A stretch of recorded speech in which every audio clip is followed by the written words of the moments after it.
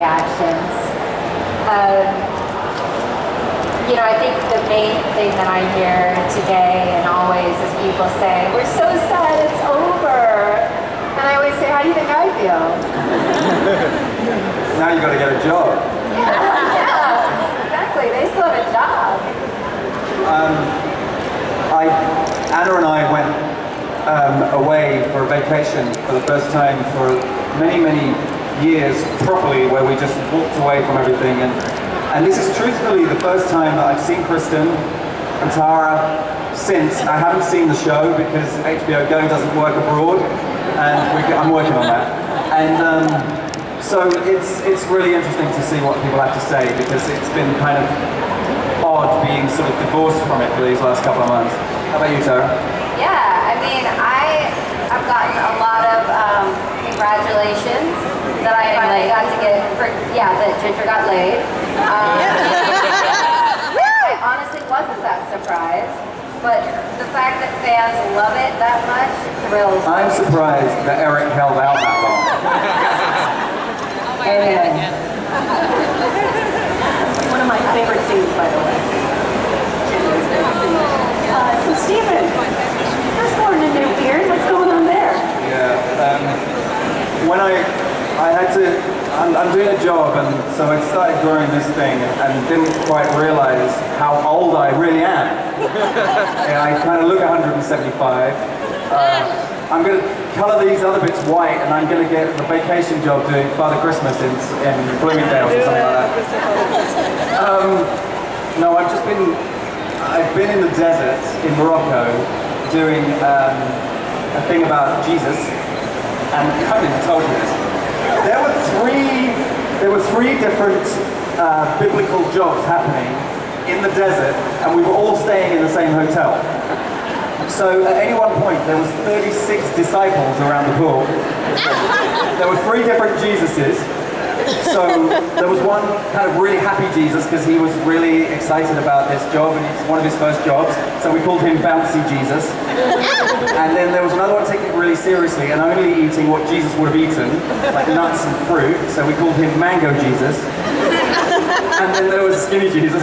And then there was another one who actually went off into the desert and did 4 days and 4 nights by himself in the desert, who we called Method Jesus. So every time we'd go, there'd be moments where we'd all be sitting around having coffee, and somebody would go, "Oh God, here comes Bouncy Jesus." "Hi! Hey!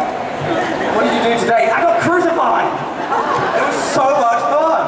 Oh my God. And so it became this hilarious, like members club in the desert. It was like the Soho House in the desert. Bearded men everywhere. Lots of bearded men. Yeah. And a couple of bearded ladies too. It was a lot of fun. Fantastic. Kristin and Tara, what have you been doing while he's been hanging out with Jesus since? I've been in a colder climate. I was in Vancouver working and loved it. Got to see the leaves change and a little bit of fall. So that, to me, was incredible being a Californian. It's so good to get out of the city and see different climates. So that's what I've been up to. Yeah. I've been doing my usual acting, multitasking with animal rights things and some appearances. And Save the world. I'm trying to save the world one elephant at a time. And so, thank you. And I'm starting back on Once Upon a Time, so I'm going. And I'm excited to be Maleficent again. Clearly we all are. All right, why don't we jump to our questions from Weave, if we can. So what happened earlier this week is I had sent out a Weave asking for True Blood fans to send in their questions for you. And there was a huge response. Unfortunately, we can't answer all of them, but we have some of the best. Let's jump to the first one. How long time since the show ended? What? She says, how have your lives changed since the show ended? Oh, since it ended. I'm a bit more rested. My beard's a lot grayer. So cute. You look so good. I love it. Stop it. Well, it's actually quite a process, I think. I'll cry as usual. But it was quite something, you know, wrapping up the This is show. all an act.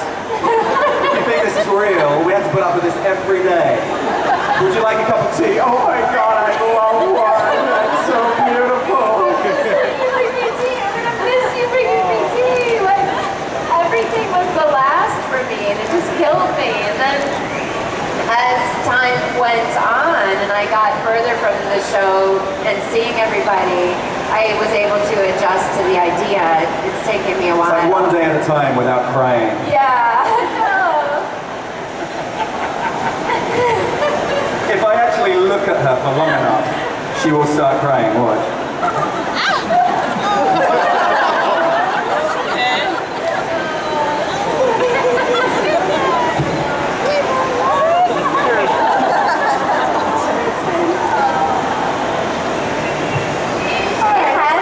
It has been so.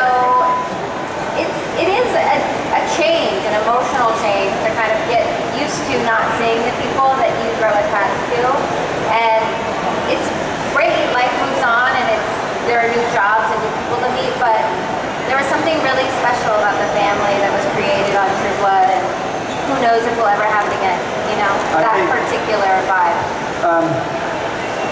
Something that happened on the show that I don't think any of us had ever experienced before was when other people would come and be on our show, they'd always say, how come everybody's so happy all the time? And we weren't aware of it. We were just in this kind of great, beautiful bubble. But it really brought it home when other people came to our show who were doing guesting or doing, you know, bit parts or like a season-long arc or something like that. And they would just say, what have you guys been taking? Because it was just the most beautiful place to work and the best cast and crew I think any of us has ever worked with. It was really special. Let's go on to question 2. I have a question. Will there be a spin-off called New Blood, and will there be a True Blood musical? Hi from Australia. Can we look forward to a movie, musical, or spin-off anytime in the future? We want. Something happened, but she's asking if there will be a movie or spin-off in the future in the Tim's question in the New Blood or the musical vein. I'm looking at you on the musical thing. Me too. Nathan Barr, who wrote the music for True Blood, came to me about 2.5 years ago, 3 years ago, with an idea to actually do a True Blood musical. It was never ever an intention of mine to be in it, but I recorded a couple of songs for him that he'd already written, and then he took those songs as Bill, playing Bill, and he then took those songs to Alan Ball and to Charlene Harris and to HBO, who endorsed the creation of this musical. So if it ever happens, I told him I have to get a percentage of the cut.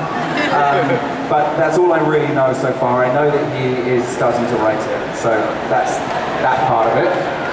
And I know less than that about anything. You know, I'm always the last to know. Stephen, you know, on the set, I'm the last person to know anything.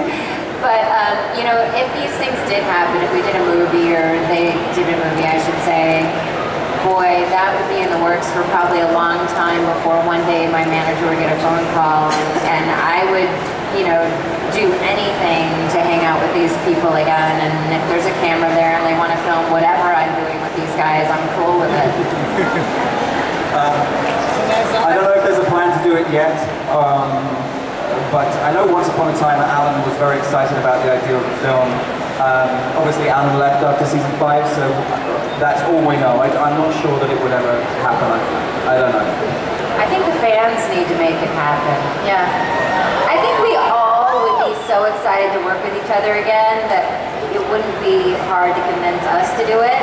It just is a matter of, you know, getting the project, you know, off and running, and we work through it. You know. Great start. We have a third question from Aubrey. I would like to know, what was your favorite season ever on series? My favorite season would definitely have been season 7, for obvious reasons. I had an amazing time in every scene that I was in.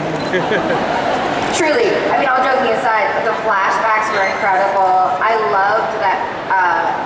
I'm a fan of the show. I've been a fan of the show since season 1, and to watch it all come together, and there were so many times that I wasn't there watching things be shot, so it was a surprise for me. And then to get this the scripts this season and to see how everything, there was just so much payoff and so much payoff for the fans, and to see how, you know, particularly my character who died in the books ends up going on to actually have a great backstory and a little bit of glory.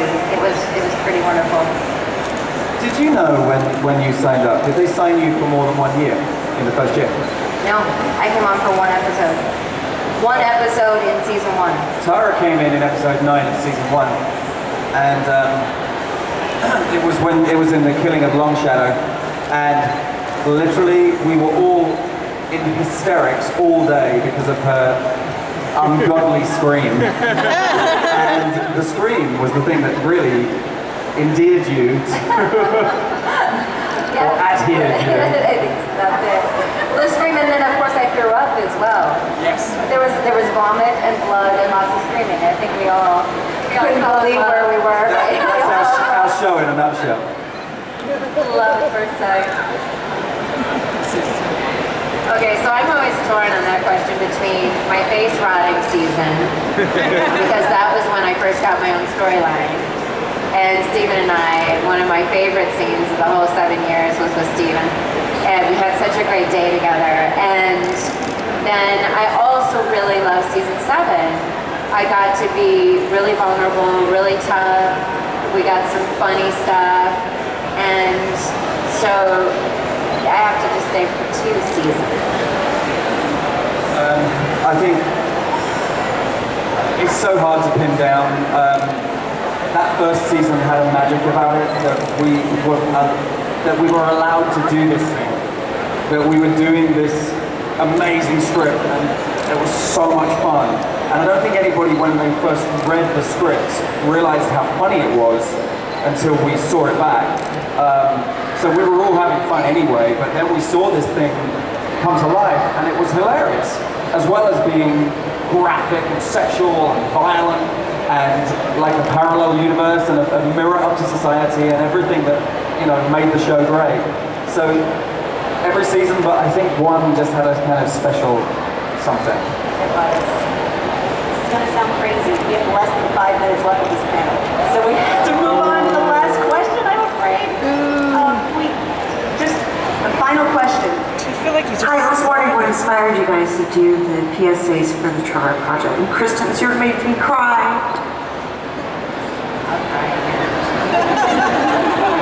That was not the final question, but it is an important one. You know, that was the day where we had a special PR photo shoot, and I didn't actually know what the Trevor Project was. And they said, do you want to go in this room and talk to the camera? And they told me a little bit about it. And I said, yes, I do want to do that. And then I said, well, I have something in my mind that just came to my mind. And they said, just go for it. And that's what that ended up being. And I thought it was really great of our show and HBO to make us all aware of it and make it happen. I have nothing to add because hers was the best out of all of them. It was a really beautiful and moving video, and thank you for speaking up on such an important cause. Okay, the real last question, number 14, last one for real. And one final question. Do you guys miss the show? Because I do a lot. I miss you guys. I missed the show. Yeah. You know, it's a funny thing. Every year we finish in July. So this feels very normal right now to have this time off and to be with our families and to do other work. And it kind of feels like a bonus to see you guys today. But we always start back up again in December. And then we either start shooting in the 1st of December or the 1st, like 4th or 5th of January. And I think that truthfully, when that moment comes around, and we're not there, that will be the time that I'm going to be the saddest. Yeah, I couldn't agree more because by the end of the season, we kind of need a break. And this year, of course, was. She's going to cry. So Look out for it. Watch everybody. it's true. January will be hard.